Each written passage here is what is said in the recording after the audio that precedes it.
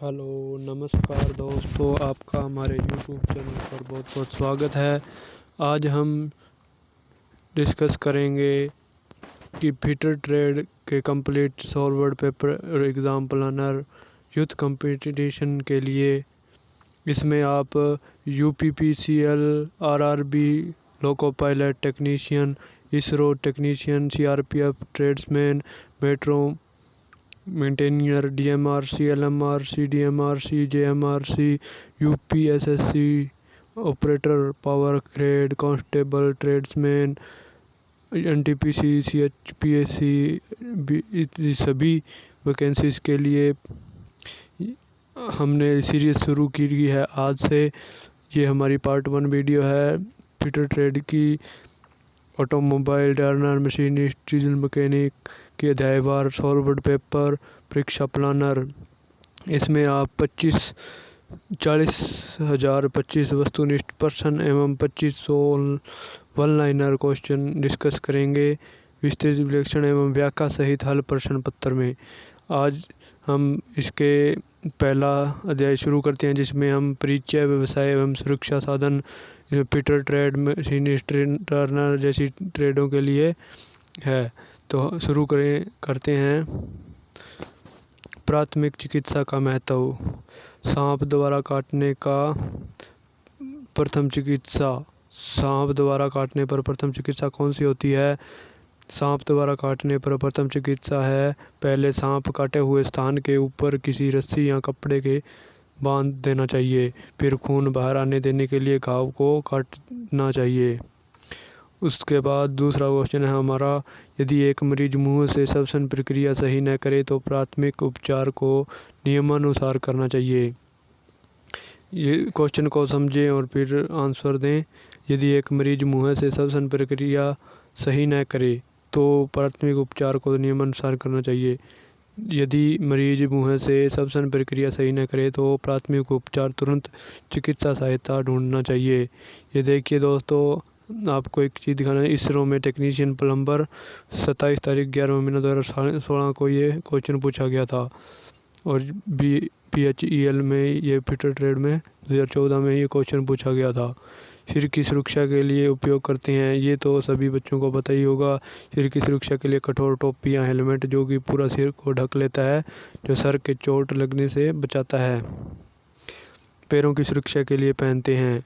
पैरों की सुरक्षा के लिए आपको भी पता होगा, पैरों की सुरक्षा के लिए वर्कशॉप में कार्य करते समय लेजर शूज पहनना चाहिए, जिसमें पैरों से चुभने से बचाता है।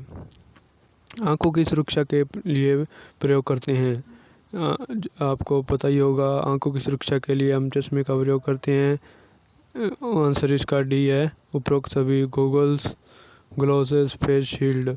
आंखों की सुरक्षा के लिए वृक्षों में कार्य करते समय गॉगल्स, ग्लासेस एवं लेस फेस स्लाइड्स जो वेल्डिंग करते समय हमें चेहरे के आगे लगाना चाहिए, पहनना चाहिए। आंख सुरक्षित रहती है। उसके बाद इसका 6th क्वेश्चन है, सुरक्षा की शरीर की सुरक्षा के लिए प्रयोग करते हैं। शरीर की सुरक्षा के लिए ओवरऑल these ग्लोव्स पहनने चाहिए। ग्राइंडिंग करते समय हमेशा कार्यस्थल पर ग्राइंडिंग करते समय हमेशा व्हील के साइड में खड़े होना चाहिए, क्योंकि व्हील से निकलती चिंगारियां आपको हानि पहुंचा सकती हैं, और आंख में चश्मा पहनना चाहिए। इसके बाद हमारा दूसरा टॉपिक स्टार्ट होता है, औद्योगिक दुर्घटना एवं सुरक्षा। आज हम 50 से प्लस क्वेश्चन डिस्कस करेंगे। इनमें से क्या एक हस्तपुस्तिका में सहित नहीं होता है? क्वेश्चन क्या कह रहा है, हम फिर से पढ़ेंगे। इनमें से क्या एक हस्तपुस्तिका में सहित नहीं होता है? ऑप्शन नंबर ए आधारभूत जानकारियाँ, दिशात्मक विवरण, सामान्य दोष, कारखाना कानून। इसमें डी उत्तर सही होगा इसका। कारखाना हस्तपुस्तिका में आधारभूत जानकारियाँ, दिशात्मक विवरण तथा सामान्य दोष दिया होगा है, और कारखाना कानून नहीं दिया जाता। हम जो क्वेश्चन लेके आए हैं ये किसी ना किसी पेपर के अंदर आए हुए हैं, और ये वेरी वेरी इंपॉर्टेंट क्वेश्चन हैं जो विभिन्न परीक्षाओं में पूछे जाते हैं। हम इसमें CTI के बच्चों के लिए, ITI बच्चों के लिए, मैकेनिकल बच्चों के लिए बहुत ही लाभदायक क्वेश्चन है। स्तंभों का मिलान कीजिए। इसमें A वर्ग की क्लास कौन सी है, B वर्ग की क्लास कौन सी, D वर्ग की आग। इसमें देखिए A वर्ग की आग होती है लकड़ी, जो लकड़ी से लगती है। B वर्ग की आग जो ज्वलनशील पदार्थ होते हैं, जैसे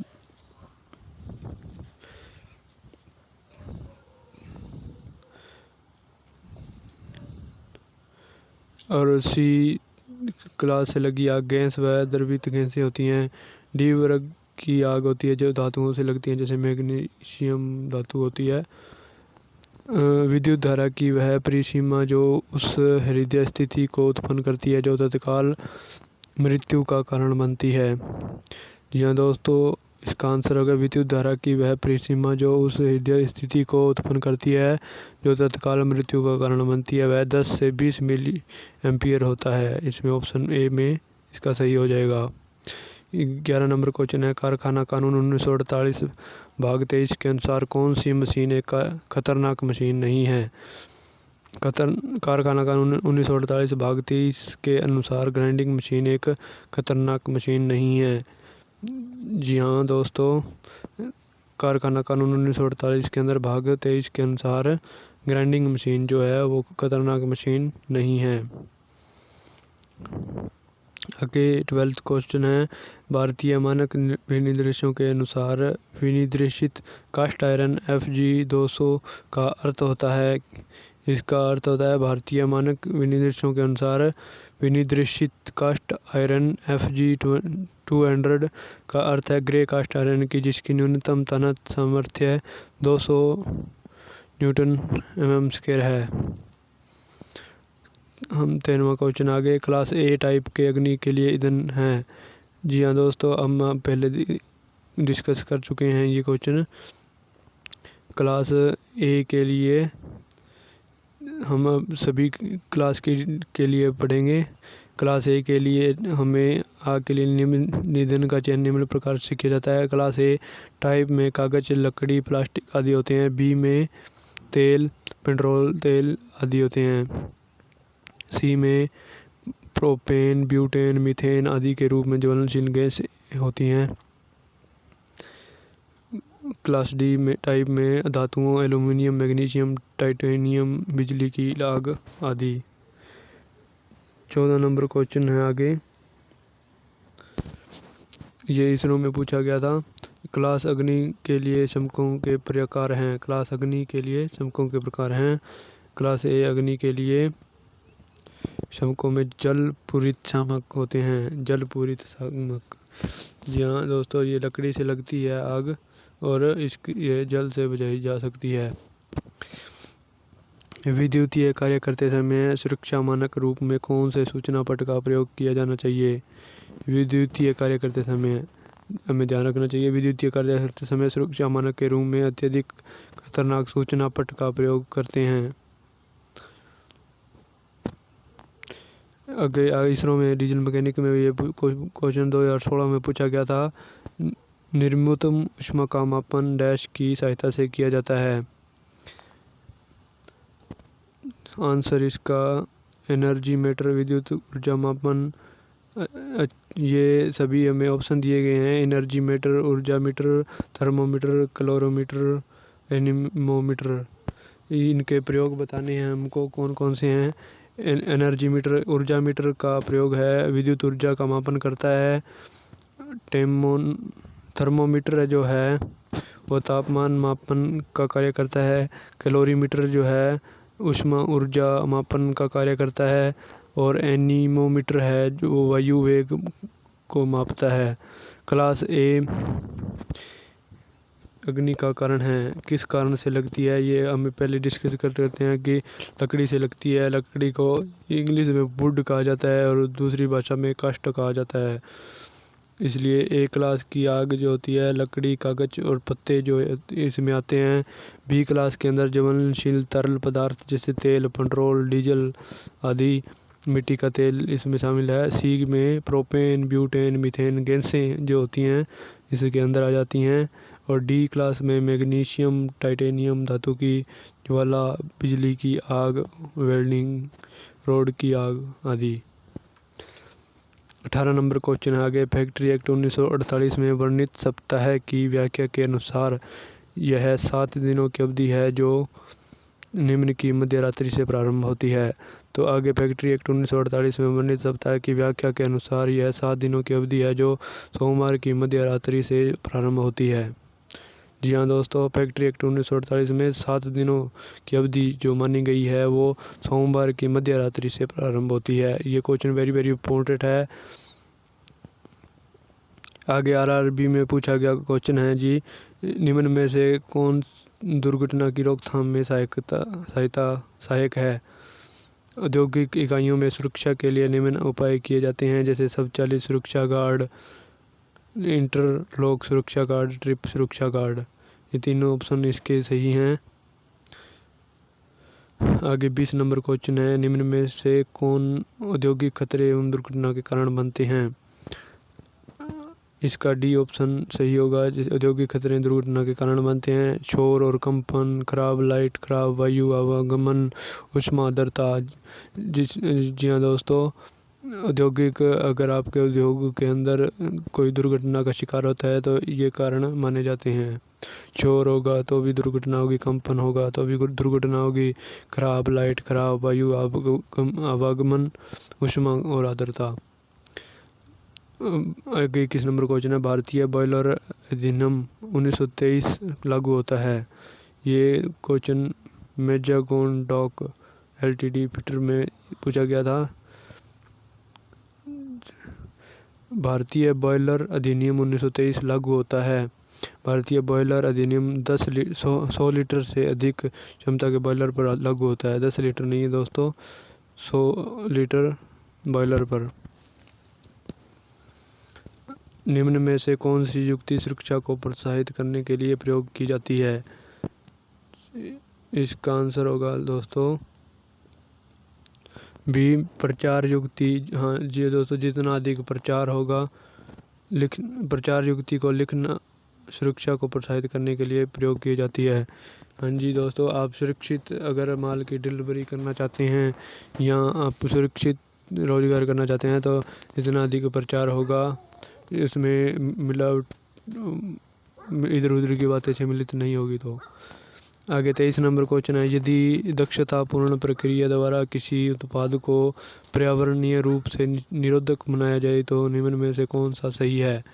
यह question RRB Chennai, Bangalore ALP में पूछा गया था दोस्तों। यदि दक्षतापूर्ण प्रक्रिया द्वारा किसी उत्पाद को पर्यावरणीय रूप से निरोधक बनाया जाए तो निम्न में से कौन सा सही है। इसका सही उत्तर है, यदि दक्षतापूर्वक प्रक्रिया द्वारा किसी उत्पाद की पर्यावरणीय रूप से निरोध बनाया जाए तो वह लाभदायक हो सकता है।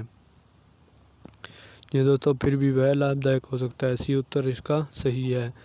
आग को निम्न में से किस वर्ग में रखा जाता है। आग को हमेशा सी, इसका सही होगा 4 वर्गों में, ए बी सी डी, इन 4 श्रेणियों में रखा जाता है। ए श्रेणी की आग में कार्बोनेशियम पदार्थ होते हैं, बी श्रेणी में तेलीय पदार्थ होते हैं, सी श्रेणी में गैसीय पदार्थ होते हैं, डी श्रेणी में विद्युतीय आग होती है।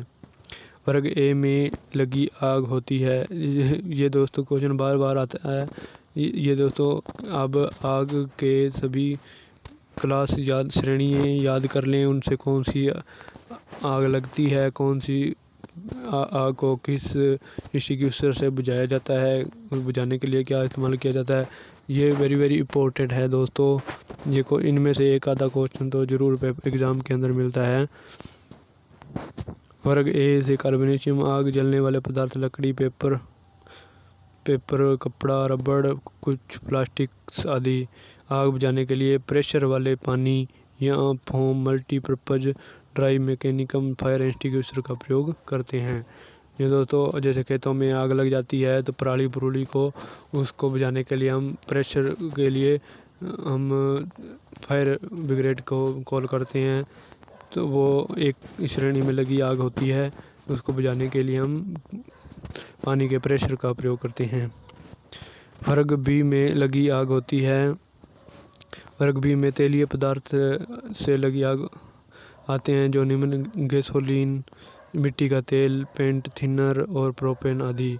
वर्ग बी आग बुझाने के लिए आग से ऑक्सीजन को दूर करके ज्वलनशील लिक्विड को बुझाए। इस प्रकार खतरनाक भागों को इग्निशन पॉइंट पर पहुंचने में रोका जा सकता है। वर्ग डी से में लगी आग होती है। वर्ग डी में विद्युतीय आग होती है जिसे एम्प्लिफाइंग स्विचेस, इलेक्ट्रिकल बक्से, पावर टूल्स इत्यादि के अंतर्गत आते हैं। इस आग को बुझाने के लिए सीटीसी फायर एक्सटिंग्विशर का प्रयोग करते हैं। विद्युतीय तेल से लगी आग को बुझाया जाता है। विद्युतीय आग को बुझाया जाता है। सीटीसी फायर एक्सटिंग्विशर इस फायर में कार्बन टेट्राक्लोराइड तथा ब्रोमोक्लोरो डाई फ्लोरोमीथेन भरा रहता है। इसे विद्युतीय की आग बुझाने के लिए प्रयोग किया जाता है क्योंकि इसके रासायनिक विद्युतीय कुचालक होते हैं और ये गैस हानिकारक भी होती है। गैस से लगी आग को निम्न में से किससे बुझाया जाता है? यह ड्राई पाउडर के साथ फिट होते हैं और ये भी स्टोर प्रेशर टाइप या गैस कार्ट्रिज टाइप होते हैं। यह वाटर फील्ड की तरह ही होते हैं, अंतर सिर्फ नोजल का होता है। इनका प्रयोग सी क्लास फायर अर्थात गैसों से लगी आग बुझाने के लिए प्रयोग करते हैं। आगे 31 नंबर क्वेश्चन है, CO2 का प्रयोग डैश प्रकार की आग बुझाने के लिए करते हैं। CO2 क्या होती है दोस्तों? Carbon dioxide. Dry chemical extinguisher का प्रयोग इलेक्ट्रिक फायर पर किया जाता है। प्राय प्लंजर टाइप होता है। इसमें कार्बन डाइऑक्साइड या नाइट्रोजन गैस द्वारा सोडियम बाइकार्बोनेट पाउडर को बाहर निकाला जाता है। ये आग डी श्रेणी में आती है। जी हाँ दोस्तों, डी श्रेणी की आग को बुझाने के लिए CO2 प्रयोग किया जाता है। फोम एक्सटिंग्विशर का प्रयोग डैश की आग बुझाने के लिए करते हैं। ये NTPC में फीटर ट्रेड में 2014 में पूछा गया था दोस्तों। ये वेरी इंपॉर्टेंट क्वेश्चन है। फोम एक्सटिंग्विशर का प्रयोग डैश की आग बुझाने के लिए किया जाता है। फोम एक्सटिंग्विशर क्या होता है? फोम एक्सटिंग्विशर इस प्रकार के एक्सटिंग्विशर का प्रयोग ऑयल फायर को बुझाने के लिए किया जाता है। तेल या पदार्थ को बुझाने के लिए फोम का प्रयोग जाता है। इसमें सूखा पाउडर होता है। ये आग वर्ग बी की श्रेणी में आता है। इसमें बाहरी कंडक्टर सोडा बाइकार्बोनेट का घोल और अंदरूनी कंडक्टर में एल्यूमिनियम सल्फेट का घोल होता है। इसके बॉडी पर लगभग 100 मिलीमीटर साइज का भूरे रंग का हाथ बना होता है। आगे हमारा 33 नंबर क्वेश्चन है, सोडा एसिड एक्सटिंग्विशर का प्रयोग निम्न प्रकार की आग बुझाने के लिए किया जाता है। ये RRB अजमेर में ALP में पूछा गया क्वेश्चन है दोस्तों। सोडा एसिड एक्सटिंग्विशर इसका प्रयोग कार्बोनेशियम फायर को बुझाने के लिए प्रयोग में लाया जाता है। इसमें वर्ग ए आग आती है। वर्कशॉप में आग लगने पर क्या करना चाहिए? वर्कशॉप में आग लगने पर क्या करना चाहिए दोस्तों? आपको ये सवाल का जवाब देना चाहिए। वर्कशॉप में आग लगते समय बिजली का मेन स्विच तुरंत बंद कर देना चाहिए। उसके बाद बाहर निकलकर फायर ब्रिगेड को तुरंत सूचित करना चाहिए और आसपास के लोगों को बताना चाहिए। यदि कार्यस्थल पर बिजली जाने से अंधेरा हो जाए तो डैश करना चाहिए। आप बताएं दोस्तों, यदि आप अपने कारखाने के अंदर काम कर रहे हैं तो लाइट चली गई तो आप क्या करेंगे? यदि कार्यस्थल पर बिजली चली जाने पर अंधेरा हो जाता है तो भगदड़ नहीं मचाएंगे, बल्कि रोशनी का प्रबंध करेंगे और उसके साथ बाहर निकलना चाहेंगे। हैमर प्रयोग करते समय नज़र डैश पर रखनी चाहिए। आप अगर हैमर प्रयोग करते हैं, हैमर हथौड़े को कहा जाता है। RRB ये इलाहाबाद ALP में पूछा गया क्वेश्चन है दोस्तों। हैमर का प्रयोग करते समय जॉब पर नज़र रखनी चाहिए। यदि तभी आप जॉब पर सही कार्य कर सकते हैं, जबकि चीजल हेड पर नज़र रखते से जॉब पर कहीं और कटिंग हो जाएगी जिससे जॉब खराब हो जाएगा। हैमर प्राय हाई कार्बन स्टील से बनाए जाते हैं। सांस से संबंधित सुरक्षा के लिए डैश प्रयोग करते हैं। सांस से संबंधित सुरक्षा के लिए कृत्रिम श्वसन का प्रयोग करना चाहिए। निम्न में से कौन सा कारण दुर्घटना का कारण नहीं है? वर्कशॉप में दुर्घटना का कारण खतरे के प्रति असावधानी, लापरवाही और उपकरणों का गलत प्रयोग हो सकता है, लेकिन जब सुरक्षा का आदर करते हैं तो दुर्घटना का कारण नहीं होता।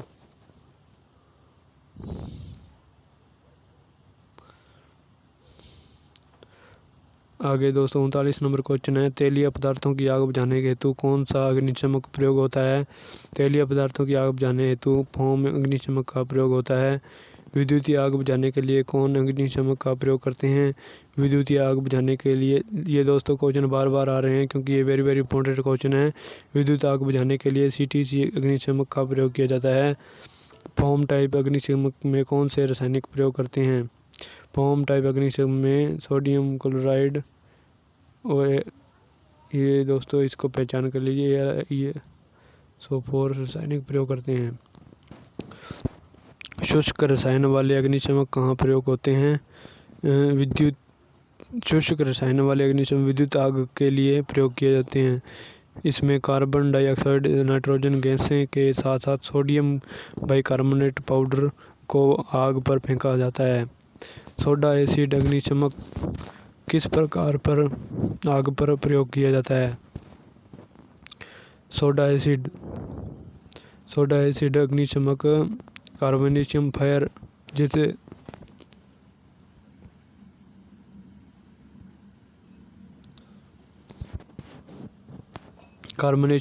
जैसे लकड़ी, कपड़ा, अन्य ठोस ज्वलनशील पदार्थों में लगी आग को बुझाने के लिए सोडा एसिड अग्निशमक का प्रयोग किया जाता है। इसके द्वारा विद्युत से लगी आग नहीं बुझाना चाहिए क्योंकि इसके साथ निकले केमिकल विद्युत के अच्छे सुचालक होते हैं।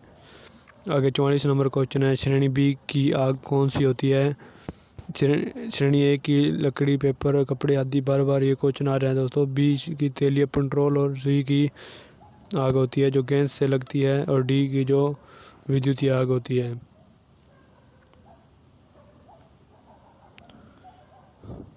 आगे हमारा टॉपिक नंबर 3 शुरू हो जाता है। इसमें है सिंबल, इसमें कुछ इंजीनियर ड्राइंग के भी क्वेश्चन आएंगे। स्तंभों का मिलान गिरें, इसमें बताना है कि लाल रंग किसका प्रतीक है। ये निषेधात्मक चिन्ह है के लिए प्रयोग किया जाता है। पीला रंग चेतावनी का होता है, नीला रंग आदेश देता है और हरा रंग आपातकालीन स्थिति में बचाव करता है।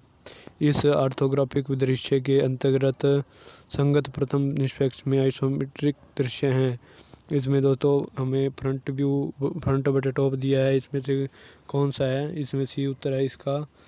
इस ऑर्थोग्राफिक दृश्य के संगत प्रथम आइसोमेट्रिक दृश्य है सी, क्योंकि इसके अंदर डी इसका सेम है, लेकिन आप फ्रंट और इसका टॉप देखें, इसमें नीचे की ओर लाइनें नहीं लगी हुई, इसलिए ये सी उत्तर सही है। चित्र में प्रदर्शित संलग्न वस्तुओं की प्रक्रिया को बताएं। ये हमें कैलिपर से दर्शाया गया है। इसका ये बेलनाकार वस्तु का व्यास माइक्रोमीटर द्वारा मापा जाता है। ये माइक्रोमीटर है, सॉरी। बेलनाकार वस्तुएं होती हैं जो जैसे पाइप, माइक्रोमीटर से मापा जाता है। आकृति में प्रदर्शित प्रक्रिया को पहचानने, ये आकृति को में दिखाई गई ग्राइंडिंग व्हील है तथा इसमें व्हील बैलेंसिंग को दर्शाया गया है। व्हील बैलेंसिंग को दर्शाया गया है। चित्र में दर्शाई गई छेड़ियों का सही क्रम पहचानिए। यह हमें छेनी दी गई है, इसका उत्तर सही होगा, जिसमें वे क्रॉस कट और फ्लैट हाफ राउंड है। ए नंबर पर है हमारी वेज छेनी और बी नंबर पर है त्रिक और सी नंबर पर है समतल और डी पर है अर्धवृत्ताकार छेनी। ये दो सॉरी, सी हाफ राउंड है, वेज है, इसका उसी उत्तर सही है। छेनियों के सही क्रम है वेज, अर्धवृत्ताकार, तिर्यक कट और समतल। 50 नंबर क्वेश्चन है, इन संकेतों में से कौन समरूपता का व्यक्त नहीं करता है? इसका सही उत्तर हो जाएगा दोस्तों, ये देखिए, पहचान लीजिए आप। यह समरूपता को व्यक्त करता है। जहर के खतरे को दर्शाने के लिए इनमें से कौन सा संकेत प्रयुक्त करते हैं? अगर जहर के खतरे का निशानी के लिए हमें बी का प्रयोग, जिस बी का सही उत्तर हो जाएगा। बहुत से कारीगर नशे की आदत के शिकार हो जाते हैं, कभी कभी नशे की अवस्था की कारखाने में चले जाते हैं। ऐसी कारीगर स्वयं को दुर्घटना के शिकार होते ही हैं और साथ ही दूसरों के लिए खतरा हो सकते हैं। 52 नंबर क्वेश्चन है हमारा, प्रसाधन के आरेख के अनुसार निम्नलिखित कार्य के लिए अपेक्षित पदार्थ है। ये क्वेश्चन इसरो में पूछा गया था दोस्तों। ये प्रसाधन के आरेख के अनुसार कार्य करने के लिए अपेक्षित पदार्थ 4 सेकंड पीवीटी और पाइप। ये दोस्तों इसका ये उत्तर सही हो जाएगा। एक रेगुलेटर यूनिट को दर्शाने के लिए निम्नलिखित में से किस संकेतन का प्रयोग किया जाता है? ये नोएडा मेट्रो में पूछा गया क्वेश्चन है दोस्तों। एक रेगुलेटर यूनिट को दर्शाने के लिए निम्नलिखित में से किस संकेतन का प्रयोग किया जाता है? एक रेगुलेटर यूनिट को दर्शाने के लिए 0.3 संकेतन का प्रयोग किया जाता है। फिलेट वेल्ट का वेल्डन चिन्ह है, इसरो में भी ये क्वेश्चन पूछा गया था। फिलेट वेल्डिंग से पूछा गया क्वेश्चन है दोस्तों। फिलेट वेल्डिंग कौन सा होता है? इसमें दर्शाया गया है हमें वेल्डिंग के विभिन्न बेसिक सिंबल इस प्रकार से हैं।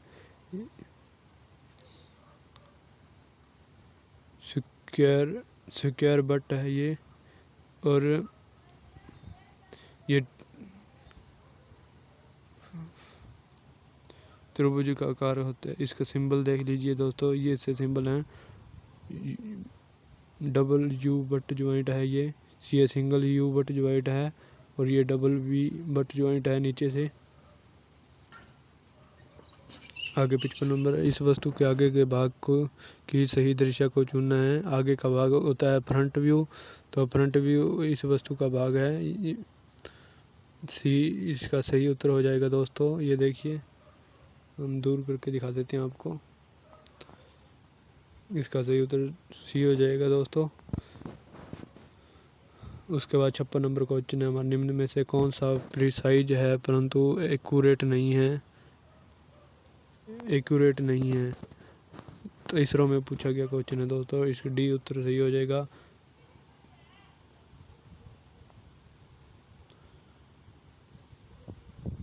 चित्र में दर्शाया गया चिन्ह किस वर्ग में आता है? ये सीआरपीएफ में पूछा, कांस्टेबल में पूछा गया क्वेश्चन है, ट्रेडमैन के लिए। इसका सी उत्तर सही होगा। इस प्रकार के संकेत चिन्हों द्वारा किसी भी गलत कार्य को न करने की सलाह दी जाती है। ये देखिए दोस्तों, ये निषेधात्मक चिन्ह होते हैं जिसके बीच में ये डंडी होती है, जिसमें कारखानों में दुर्घटनाएं कम होती हैं, जिन्हों की आकृति गोलाई में, जिसे वृत्त की बाहरी गोलाई लाल रंग में होती है और अंदर जो आकृति बनी होती है वह काले रंग में होती है, उस पर क्रॉस का निशान बना होता है। आगे 58 नंबर क्वेश्चन है, चित्र में दर्शाया गया चिन्ह में से वर्ग। थोड़े क्वेश्चन रह गए हैं दोस्तों। हमने 30 मिनट की बनाने की वीडियो कोशिश करी थी, लेकिन 30 मिनट से ऊपर हो सकता है टाइम, तो माफ़ करना। चित्र में दर्शाया गया चिन्ह निम्न में से वर्ग में आता है।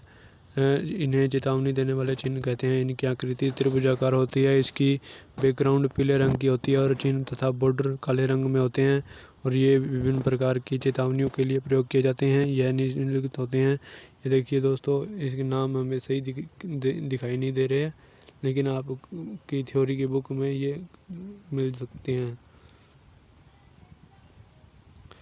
आगे 59 क्वेश्चन है, चित्र में दर्शाया गया चिन्ह किस वर्ग में आता है?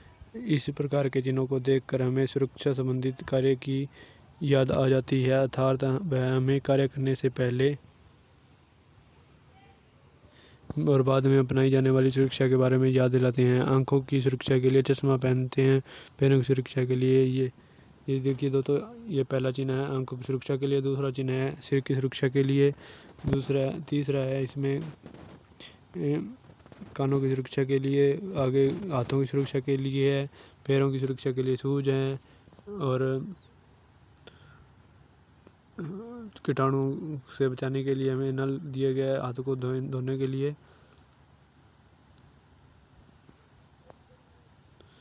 चित्र में दर्शाए गए चिन्ह में से वर्ग में आता है। यह इस प्रकार के चिन्हों द्वारा शिक्षा से संबंधित सूचना की दी जाती है। इस प्रकार वर्गाकार होता है। इसकी बैकग्राउंड हरी और चिन्ह सफेद रंग में होता है। चिन्ह प्राथमिक सहायता में सूचना होता है। प्राथमिक तो मेरे हिसाब से आपको ये वीडियो बहुत पसंद आई होगी। इसमें हमने फीटर ट्रेड से क्वेश्चन और इसमें आप डीजल मैकेनिक क्वेश्चन। अगर आपको ये वीडियो बहुत पसंद आई होगी तो ज़्यादा से ज़्यादा शेयर करें, लाइक करें। हमने ये आज से शुरू किया है। परीक्षा प्लानर और CTI के बच्चों के लिए बहुत ही उपयोगी है। और ITI के बच्चों के लिए सबसे इम्पोर्टेंट है, क्योंकि ITI में पढ़कर ही बच्चे आगे CTI में जाते हैं।